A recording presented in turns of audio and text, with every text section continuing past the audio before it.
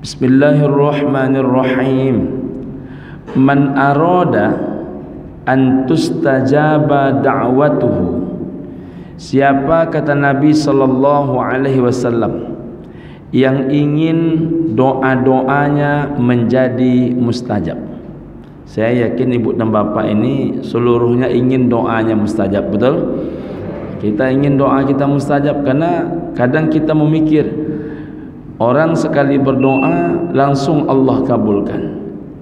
Kadang kita berdoa, mengapa belum Allah kabulkan? Mau dicari bahan evaluasinya, di mana letak salahnya? Padahal Allah Ta'ala menjanjikan, Udu'uni astajib lakum. Mintalah kepadaku, maka pasti aku kabulkan, kata Allah. Itu janjinya Allah.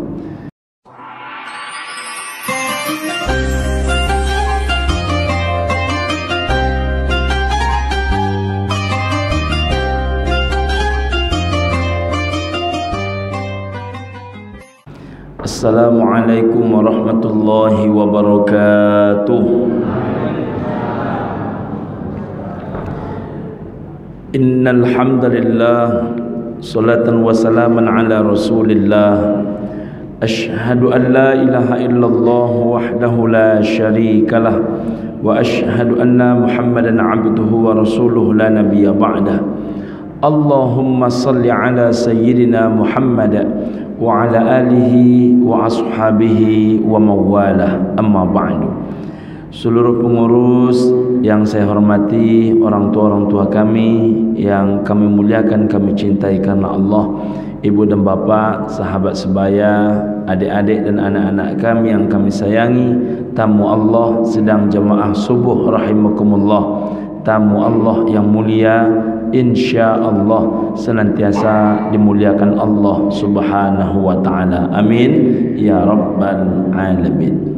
Pagi ini ibu dan bapa kembali kita bersyukur, walaupun yang datang nampaknya kebanyakan ini pemain-pemain inti, ibu dan bapa rahimakumullah, namun alhamdulillah masih diberikan umur yang panjang, kesehatan dan keberkahan kehidupan. Masih dirasakan kemanisan dan kelezatan iman dan Islam. InsyaAllah dengan iman dan Islam itu kita hidup, dengan iman dan Islam pula kita berpulang menghadap kepada Allah Subhanahu wa ta'ala. Iskariman au syahidan, hidup mulia, mati dalam keadaan syahid di hadapan Allah Subhanahu wa ta'ala. Amin ya rabbal alamin. Kita berkirim salawat dan salam buat yang mulia, uswatun hasanah kehidupan Nabi kita, Nabi Muhammad sallallahu alaihi wasallam. Kita ucapkan kalimat Allahumma salli ala sayyidina Muhammad wa ala ali sayyidina Muhammad. Assalamu alayka ya Rasulullah, assalamu alayka ya Habiballah. Mudah-mudahan kita satu di antara umat-umat beliau yang mendapatkan syafaatnya di yaumil mahsyar nanti. Amin ya Allah ya rabbal alamin. Kita lanjutkan ibu dan bapa, pagi ini kaji kita masih dalam bab keutamaan zakat dan sedekah pada hadis nomor urut yang ke-7. Bismillahirrahmanirrahim. Man arada an tustajaba da'watuhu. Siapa, kata Nabi sallallahu alaihi wasallam, yang ingin doa-doanya menjadi mustajab. Saya yakin ibu dan bapa ini seluruhnya ingin doanya mustajab, betul? Kita ingin doa kita mustajab karena kadang kita memikir orang sekali berdoa langsung Allah kabulkan. Kadang kita berdoa, mengapa belum Allah kabulkan? Mau dicari bahan evaluasinya, di mana letak salahnya? Padahal Allah Ta'ala menjanjikan, Udu'uni astajib lakum. Mintalah kepadaku, maka pasti aku kabulkan, kata Allah. Itu janjinya Allah. Man arada an tustajaba da'watuhu. Siapa, kata Nabi sallallahu alaihi wasallam, yang ingin doa-doanya mustajab. Wa antuk syafa kurbatuhu, siapa kata Nabi yang ingin seluruh masalah hidupnya, seluruh kesulitan-kesulitan hidupnya, segala hal yang membebani pikiran dan jiwanya itu menjadi dilepaskan, maka ada satu solusi kata Nabi SAW. Apa solusinya? Falyufarrij an mu'sirin, maka hendaklah kalian melepaskan kesulitan orang lain. Jadi ini rumus ibu dan bapa. Bila doa ingin mustajab, maka lepaskan kesulitan orang lain. Bila kesulitan hidup ingin dilepaskan, maka lakukanlah melepaskan kesulitan orang lain. Ibu dan bapa rahimakumullah, makna rumus ini yang diajarkan oleh baginda Rasulullah dalam hadis riwayat Imam Ahmad ini, memudahkan pasti dimudahkan, melancarkan pasti dilancarkan, melapangkan pasti dilapangkan, menafkahi pasti dinafkahi, menyulitkan pasti disulitkan, menghambat pasti dihambat. Jadi ini rumus ibu dan bapak. Banyak orang dalam hidup ini ibu dan bapak lupa akan dua hal.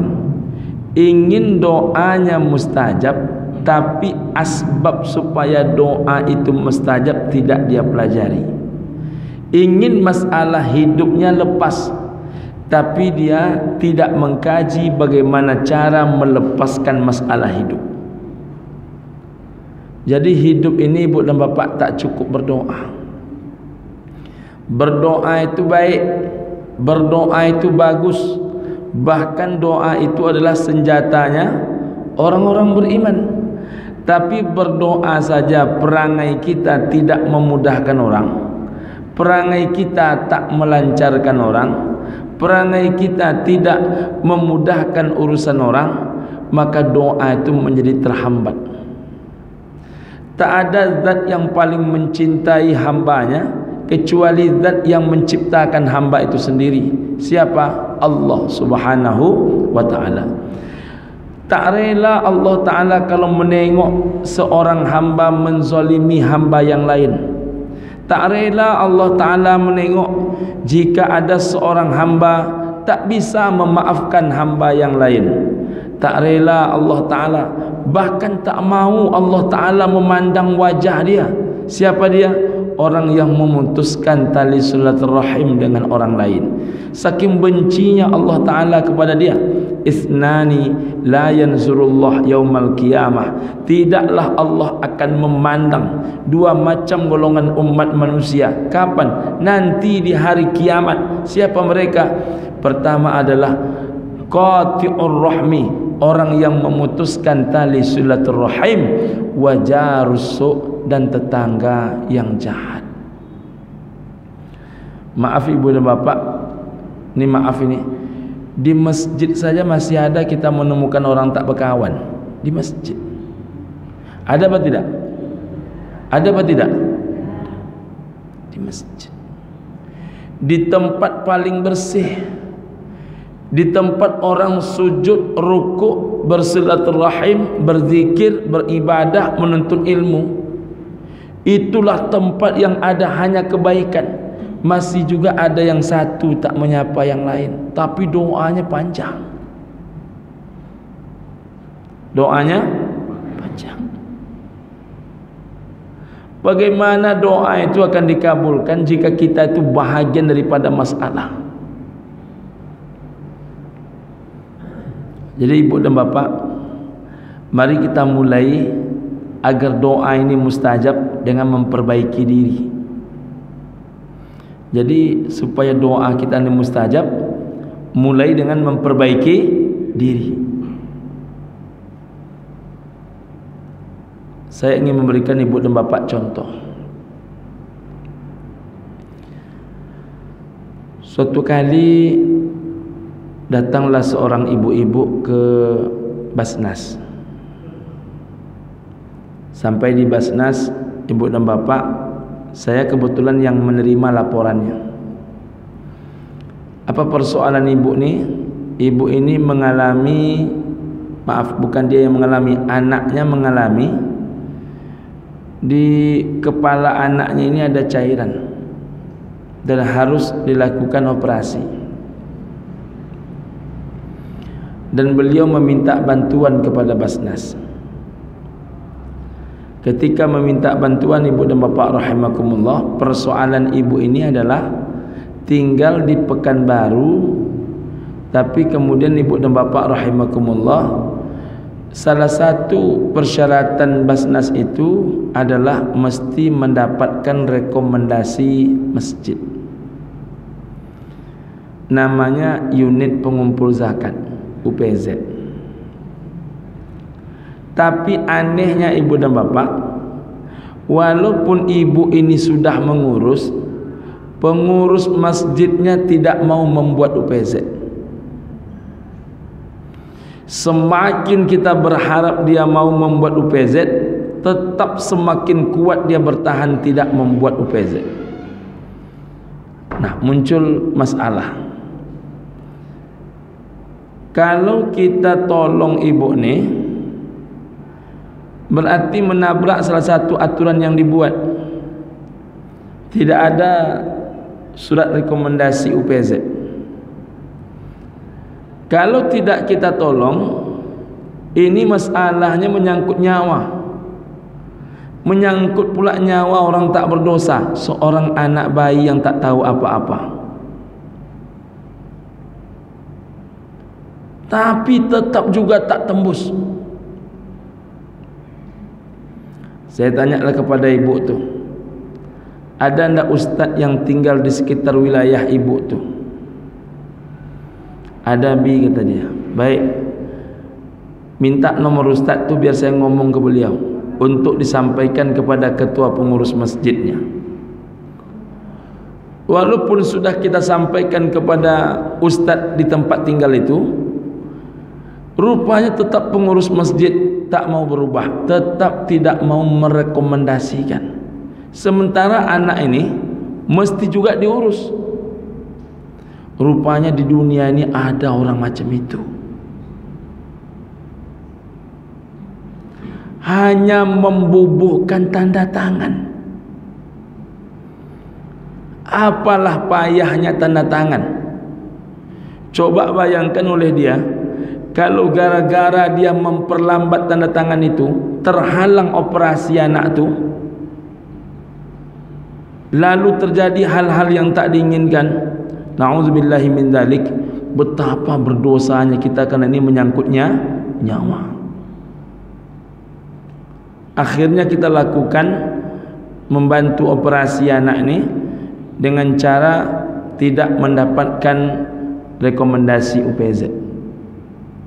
Padahal itu sangat ketat waktu itu aturan harus menggunakan rekomendasi. Nah, ibu dan bapak rahimakumullah, terjadi itu di tengah masyarakat. Orang yang menjadi pengurus masjid, yang menjadi pelayan umatnya, menjadi pelayan jamaah tempat tinggalnya, tidak mau memudahkan urusan operasi warganya. Itu terjadi. Ibu dan bapak rahimakumullah, kalau ingin doa kita ini mustajab, mudahkanlah urusan orang lain. Saya ceramah ibu dan bapak di pengadilan. Saya sampaikan di sana ibu dan bapak rahimakumullah, hati-hati membuat hukum, hati-hati menetapkan hukum. Mengapa hati-hati? Tak ada di antara orang yang paling kukuh, kekeh, istiqomah mempertahankan aturan Allah dan Rasul kecuali sahabat-sahabat Nabi. Suatu kali terjadilah ada orang yang mencuri. Ditangkap orang mencuri ini. Setelah ditangkap ditanya di hadapan Khalifah Umar, "Kenapa engkau mencuri?" Lalu beliau jelaskan, bagaimana aku tidak akan mencuri wahai khalifah. Aku adalah orang miskin, kata dia. Pekerjaan tetapku tak ada, sementara anak istriku menangis juga. Mereka merasakan lapar tingkat tinggi. Aku mengadu ke masjid terdekat, tak dapat bantuan. Mengadu ke lembaga, tak dapat bantuan. Mengadu ke tetangga, tak dapat bantuan. Mengadu kepada qarib kerabat, tak dapat bantuan.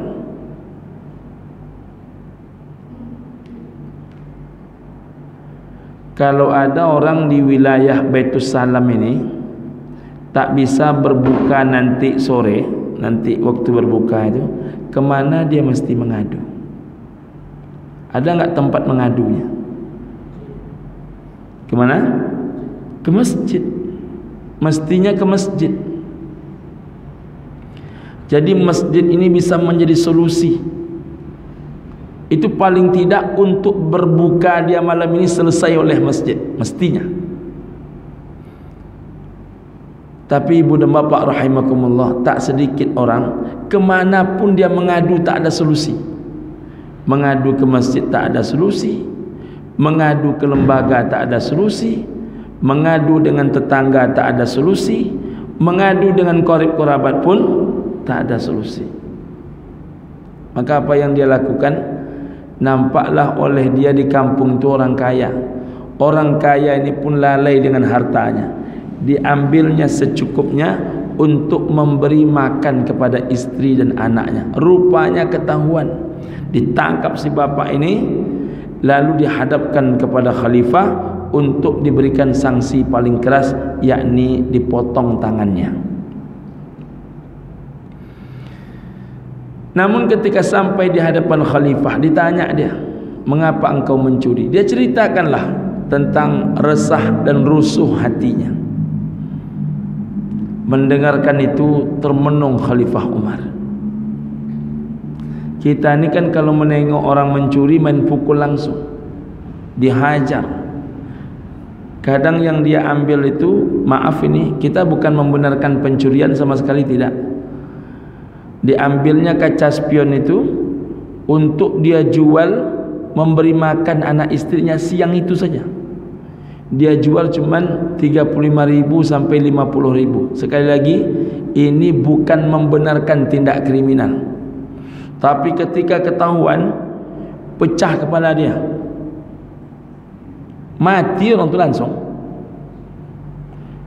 Batu dihantamkan kepada kepalanya, kayu dipukulkan ke kepalanya. Ada orang hanya gara-gara mencuri helm mati.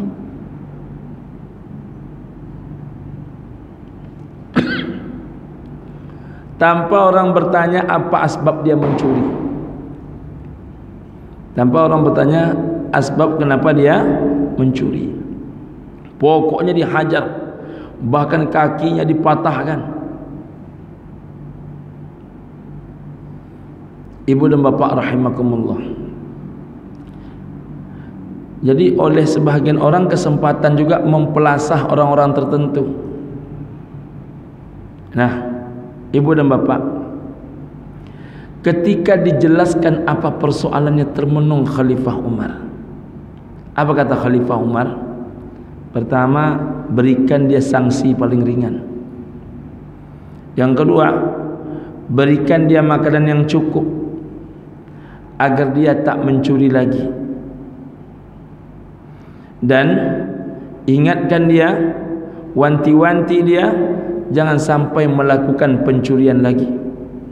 Tapi cukupkan dahulu makanan dia. Kemudian jangan kalian potong tangannya. Karena ketika dia bertangan saja, dia tidak bisa menafkahi istri dan anaknya. Apalagi kalau dia tak punya tangan. Masya Allah. Orang yang paling kekeh, paling kukuh, paling istiqomah mempertahankan ajaran agama, termasuk memberikan sanksi tegas kepada orang-orang yang mencuri, itu bisa berlunak hati jika itu menyangkut kemaslahatan yang lebih banyak. Begitulah orang dahulu menerapkan mengamalkan kaji. Saya ingatkan kepada siapapun, kepada pihak pengadilan, kepada pihak kepolisian, kepada pihak kehakiman, hati-hati membuat sebuah keputusan, karena ini menyangkut nyawa orang banyak, menyangkut hidup dan kelangsungan hidup orang banyak.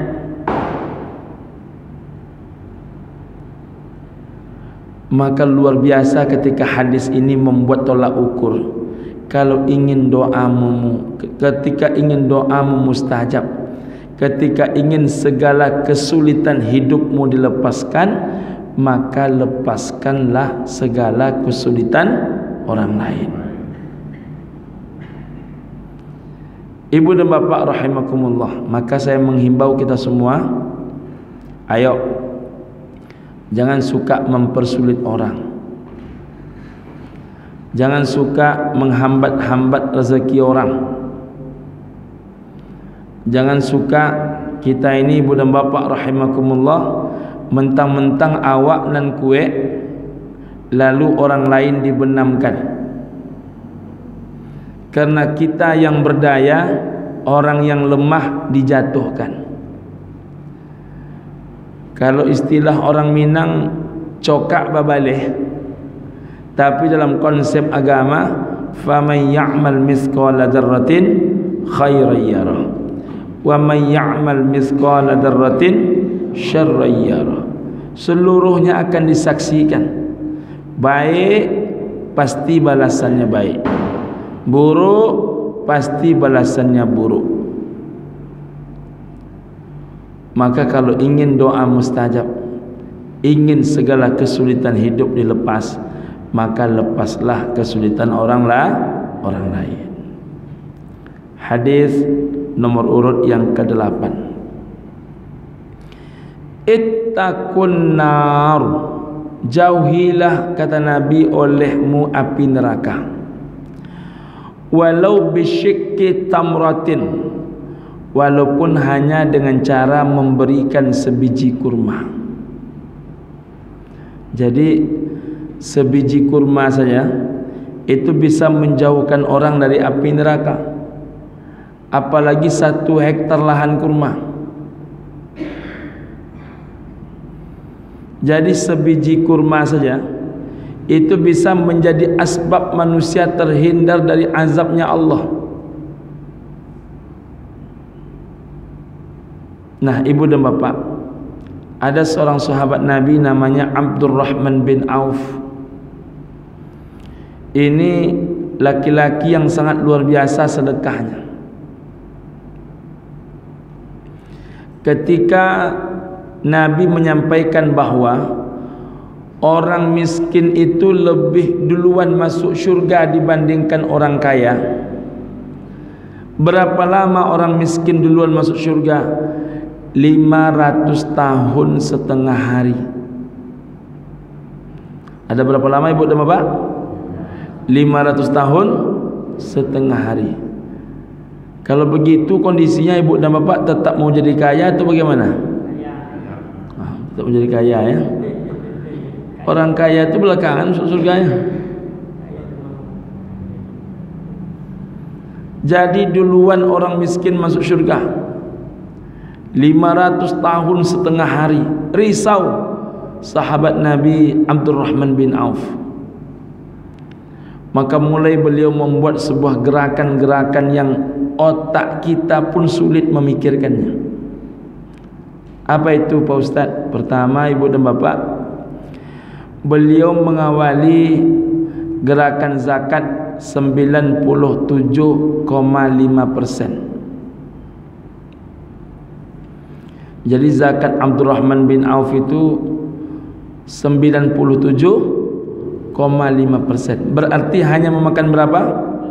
2,5%. Kalau bapak ibu biasanya zakatnya berapa? 2,5%. Yang dimakan 97,5%. Itu memikirkan saja mas, payah itu. InsyaAllah. Zakatnya 97,5%. Yang kedua, beliau menafkahi keluarga Nabi setelah wafatnya Nabi, mengambil alih tugas. Mau orang Pekanbaru macam itu agak-agaknya?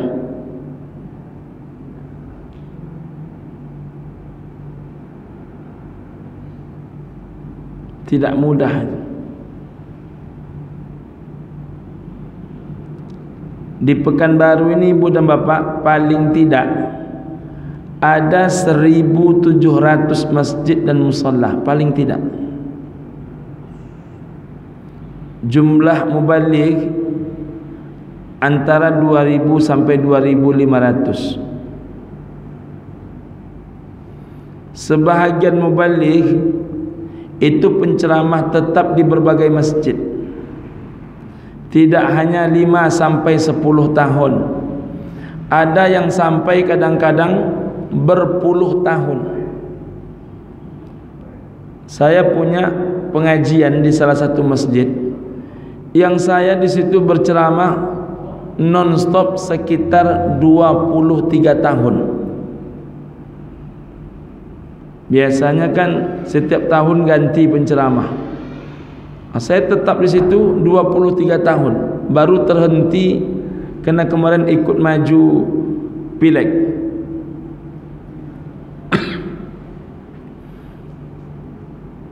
Jadi ibu dan bapak rahimakumullah, ada di antara ustaz-ustaz itu yang ceramah sampai 23 tahun, 25 tahun. Bahkan saya dengar ada salah satu ustaz yang berceramah di masjid itu sudah sampai 30 tahun. Non-stop. Nah, pertanyaannya, jika ada ustaz itu yang berpulang ke rahmatullah, pernahkah ibu dan bapak mendengar ada masjid yang mau membantu janda dan anak yatim ustaz itu agak 50.000 sebulan selama 5 bulan? 50.000 kali 5 bulan berapa? Berapa? 250.000. Ada enggak bapak ibu pernah mendengar sekota Pekanbaru ini pengurus dan jamaah masjid yang mau membantu janda dan anak yatim ustaz tadi selama 5 bulan berturut-turut 50.000? Pernah enggak mendengar?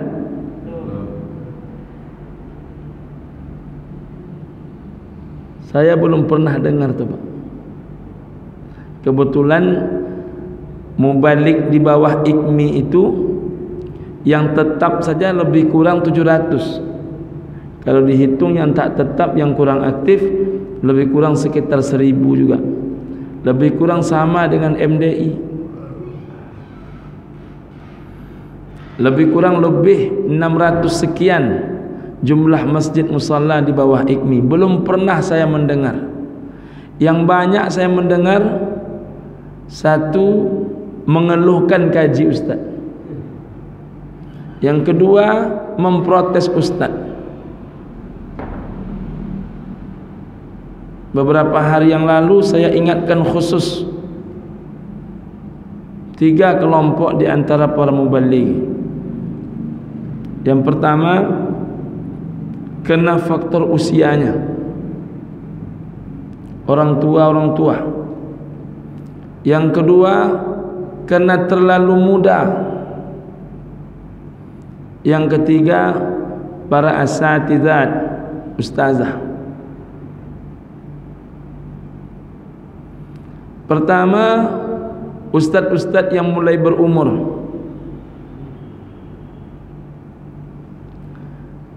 Saya mendapatkan komplain dari sebahagian jamaah pengurus masjid. Ustaz yang lah berumur tu jangan dikirim juga kami le ustaz. Lalu saya balikkan, ke mana saya kirim?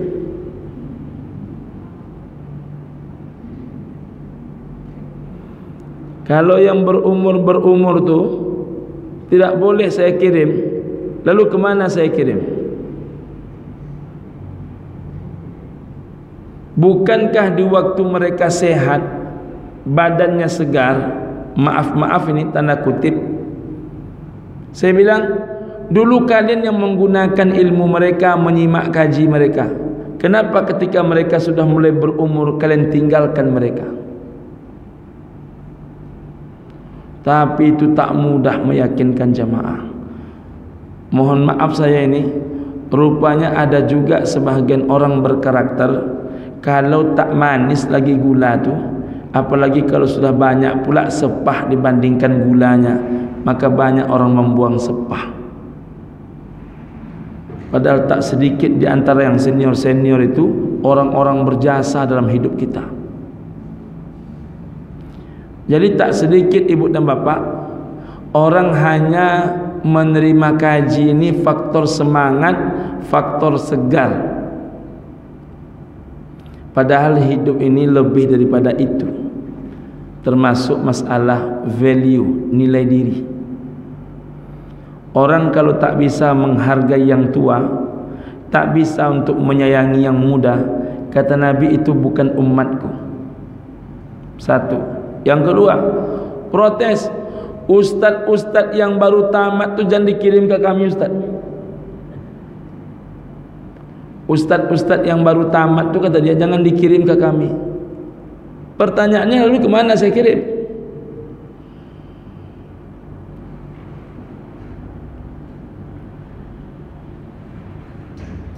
Ustaz-ustaz yang baru tamat itulah yang harus kita bina.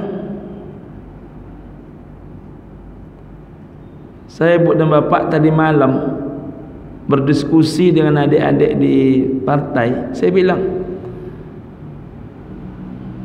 jangan pernah kalian hanya menjadi kaki buat orang-orang hebat. Jangan pernah kalian hanya menjadi tangan buat orang-orang sukses. Tapi tanamkan pada diri kalian, suatu saat kalian juga mengikuti jalan yang sama. Jadi anak-anak muda itu, kalau bukan yang senior-senior ini yang mendidik mereka, lalu siapa yang mendidik mereka? Memangnya tiba-tiba ada Edi Azhar kalau dahulu dia tidak berusia muda juga? Ada Dr. Mafiroh, ada Dr. Zulikrami, ada Tuan Guru Profesor Abdul Samad, ada Dr. Mustafa Umar, ada Dr. Mawardi Muhammad Soleh. Dahulu pun mereka orang-orang muda. Dahulu kalau memegang meja ni, bergetar meja ni. Tapi mengapa mereka hari ini tenang menyampaikan gaji? Tak lain tak bukan adalah terbiasa di arena ini.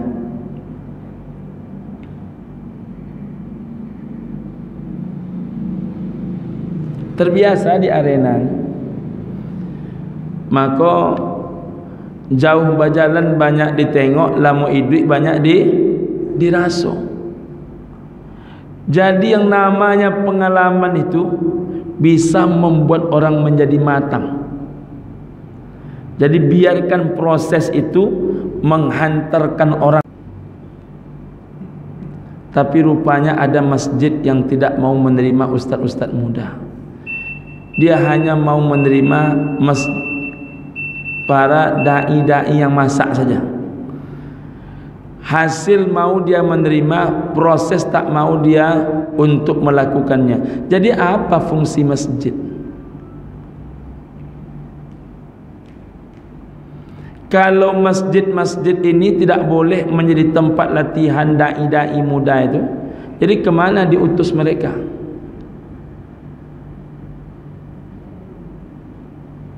Salah pemikiran saya ini, ibu dan bapak.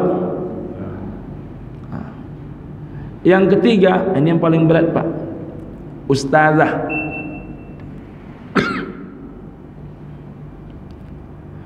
Masjid A tak mau menerima ustazah, Masjid B tak mau menerima ustazah, Masjid C tak mau menerima ustazah. Pertanyaan saya pertama, lalu untuk apa mereka sekolah?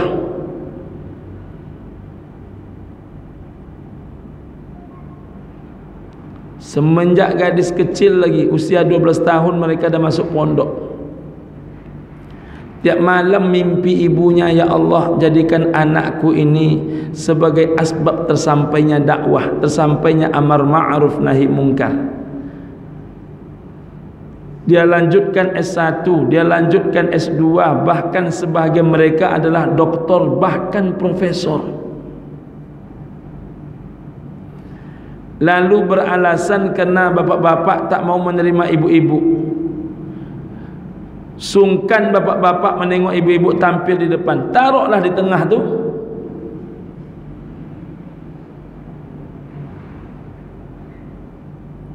Saya sampaikan ini di mana-mana, karena rupanya yang menolak itu lumayan juga. Pergi mereka ke lembaga dakwah ini, lembaga dakwah itu tidak mau menerima mereka dengan beralasan masjid tak mau menerima ustazah. Jadi siapa yang menerima mereka? Kalau mereka yang suaminya mampu, kalau mereka yang hidupnya mampu, masih mending. Maaf saya ini, maaf sekali maaf. Bagaimana dengan mereka yang kehidupannya susah dan mereka seorang janda, dalam rumahnya ada anak yatim, hanya dengan selama ini memberikan pengajianlah, tahsinlah, mengajilah, mereka menghidupi anak-anak mereka. Sekarang pun mereka tidak mendapatkan tempat di tempat yang paling nyaman, rumah Allah, masjid namanya. Lalu kemana mereka akan dikirim? Kemana mereka akan dikirim? Jadi ibu dan bapa rahimakumullah, Abdurrahman bin Auf wafat Nabi, keluarga Nabi menjadi tanggung jawab dia. Masya Allah. Bukan malah dihambat. Kita ini ibu dan bapa, saya minta maaf ini ya, minta maaf saya ini. Mengapa kita bisa menghambat orang? Karena kita bukan bahagian daripada orang yang dihambat. Kalau sempat kita bahagian orang yang dihambat, tak usahlah saya jauh-jauh, bapak-bapak lah misalnya. Kalau ada bapak-bapak ni menghambat seorang ustazah, ustazah itu punya anak yatim, ustazah itu dia seorang janda, bapak hambat dia berdakwah. Kalau suatu saat adik bapak adalah ustazah, diperlakukan orang macam itu, macam mana agak-agaknya perasaan bapak? Mesti begitu orang Islam itu berfikir.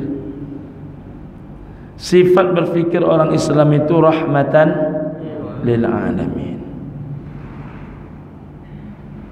Kemudian yang ketiga yang dilakukan oleh Abdurrahman bin Auf, membeli kurma gagal panen. Seluruh kurma gagal panen dibeli, diborong oleh Abdurrahman bin Auf. Orang heran, mengapa kurma membusuk ini malah diborong? Rupanya kurma gagal panen itu diborong oleh Abdurrahman bin Auf, tujuannya agar saudara seiman seakidahnya makan dengan cukup. Ya Rabb, luar biasa. Kalau begitu, mengapa tidak langsung diberi saja, disedekahkan saja? Karena kalau disedekahkan, tangan orang memberi lebih tinggi daripada tangan yang menerima. Maka dibeli. Kalau dibeli, tangan orang yang membeli sama tinggi dengan tangan orang yang menjual. Sudahlah menolong orang, marwah diri orang pun masih dijaga. Itulah nilai paling tinggi dalam Islam itu.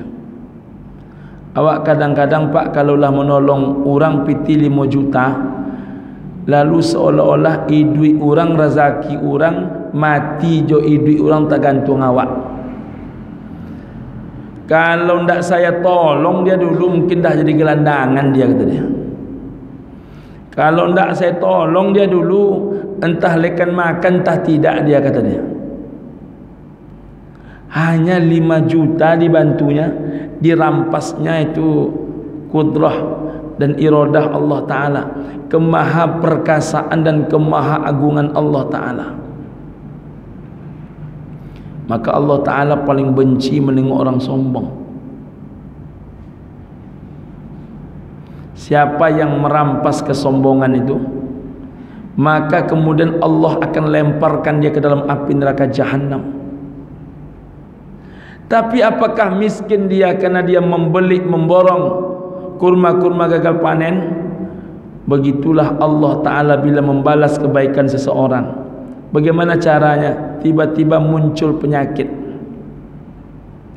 dan penyakit ini tak ada obatnya kecuali memakan kurma-kurma yang membusuk.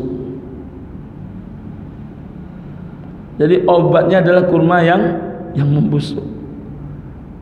Rupanya rezeki Abdurrahman bin Auf itu tak pernah habis, tapi dia tercatat orang yang senantiasa hidupnya dalam keadaan memiskinkan dirinya walaupun dia hidup berlebih harta. Banyak orang berlebih harta tapi karakter hidupnya memiskinkan diri. Tapi banyak pula orang, ibu dan bapa rahimakumullah, sebetulnya ia miskin tapi seolah-olah melebih-lebihkan penampilan dirinya. Terakhir, apa yang beliau lakukan? Membeli pasar Qadim. Pasar Qadim itu ibu dan bapa, bila ibu dan bapa sampai ke Masjid An-Nabawi, saya doakan semuanya insya-Allah sampai, amin. Di depan pintu 1 Babus Salam, pintu masjid, itu akan ada pintu gerbang 7 lama. Sekarang namanya pintu gerbang 316. Nama pintu gerbang 316 ini juga Babus Salam. Pintu 1 Babus Salam, pintu gerbang Babus Salam. Keluar pintu gerbang Babus Salam, bertemu dengan jalan Syari' As-Salam, jalan As-Salam. Ditandai sebelah kanan ada museum, namanya Museum As-Salam. Lalu ada hotel sebelah kanan, Hotel Babus Salam. Hotel sebelah kiri, Miraj As-Salam. Antara Museum As-Salam ke Hotel Babus Salam itu ada pasar, namanya Pasar Qadim. Jadi Pasar Qadim ini bukan hanya di Jalan Teratai, Sukajadi, Pekanbaru.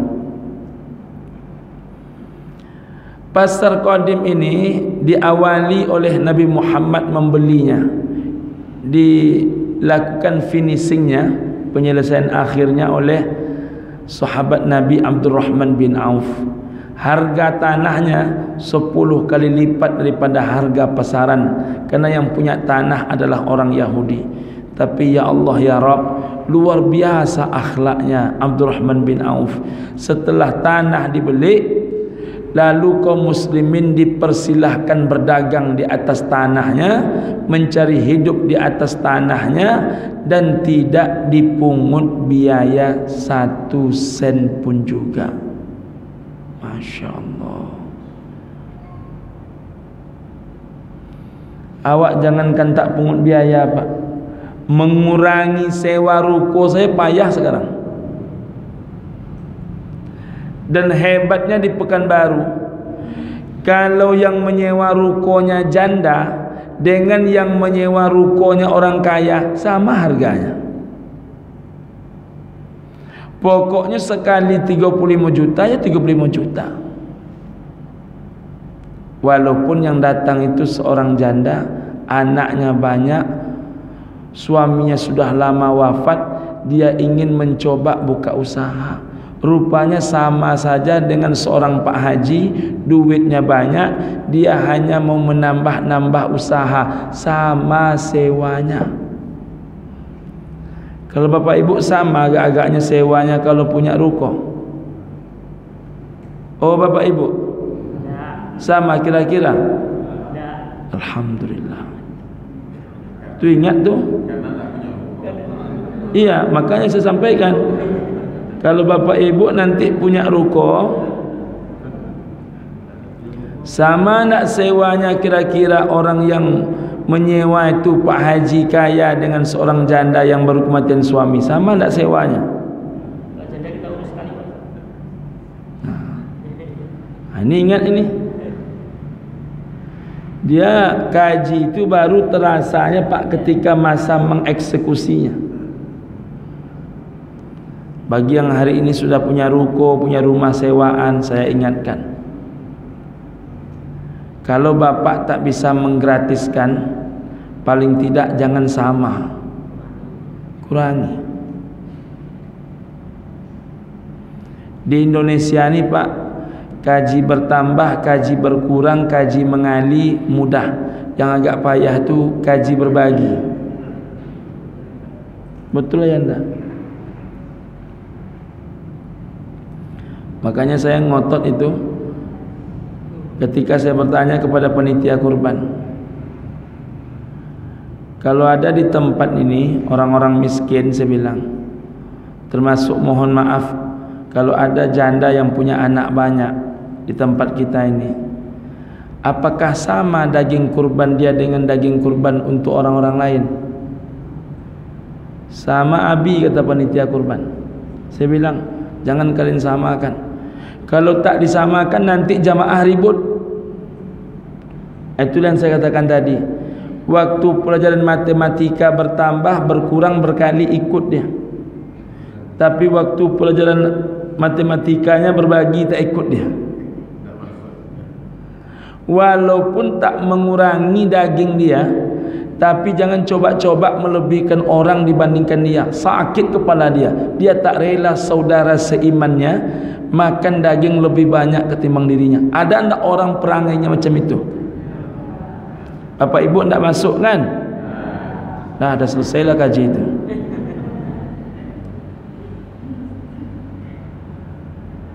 Jadi kalau besok misalnya Mas Yono dan kawan-kawan pengurus melebihkan untuk yang kurang mampu, melebihkan untuk para mereka mohon maaf yang kematian suami, anaknya banyak, coba belajar berlapang, belajar memahami. Jangan kemudian kita menyamakan, apa bana beda awak joinyo. La ilaha illallah. Jangankan hartamu, harta orang banyak saja dibagikan kepada saudara seimanmu, engkau cemburu juga. Ada orang cemburu? Nah, maka bapak ibu jangan sampai macam itu. Saya kira itu ibu dan bapak, kalau saya tengok wajahnya wajah-wajah paham kaji, nampak-nampaknya. Amin ya rabbal. Itu yang dapat saya sampaikan. Semoga ada manfaat. Terima kasih.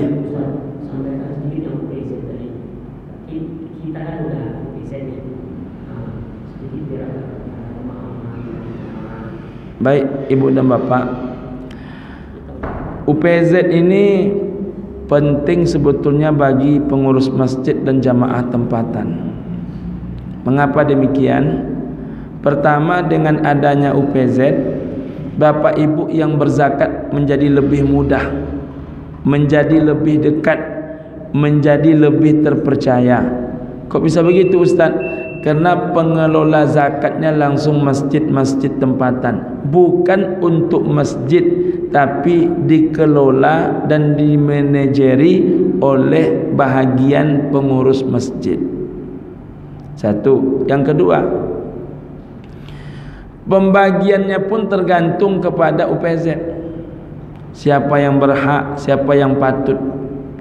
Karena kalau menunggu kita yang membagikan, sering subjektif bukan objektif. Karena inyo adik awak, maka cenderung awak ke inyo. Karena inyo keponakan awak, cenderung awak kepada inyo. Walaupun Hondanya 3. Tapi kalau dia memang bahagian pengumpul zakat, tentu lebih berhati-hati dia. Nah, yang ketiga itu menjadi syarat hari ini oleh Basnas. Kalau Basnas ada bantuan-bantuan, memang salah satu yang diperhatikan adalah masjidnya ada UPZ apa tidak. Jadi dengan adanya UPZ itu, warga sekitar pun menjadi terbantu. Lalu ada yang mengatakan, kalau akan dikumpulkan pula ke Basnas, kami tak maulah mengumpulkan. Memang kalau dalam hati kita ini yang ada hanya suudzon, maka apapun dibuat orang selalu salah. Maka hati ini dilapang-lapang, hati dilapang-lapang, hati dilapang-lapang. Saya kira itu, Mas. Terima kasih Ibu dan Bapak, mohon doakan suara saya pulih, insyaallah, amin ya rabbal alamin. Karena ini sudah masuk hari ke-9 ini ya, masih sayup-sayup sampai dia. Mudah-mudahan pertemuan ini barokah. Kita ucapkan hamdalah, alhamdulillahirabbil alamin, subhanakallahumma rabbana wa bihamdika asyhadu an la ilaha illa anta wa astaghfiruka wa atubu ilaik. Assalamualaikum warahmatullahi wabarakatuh. Terima kasih.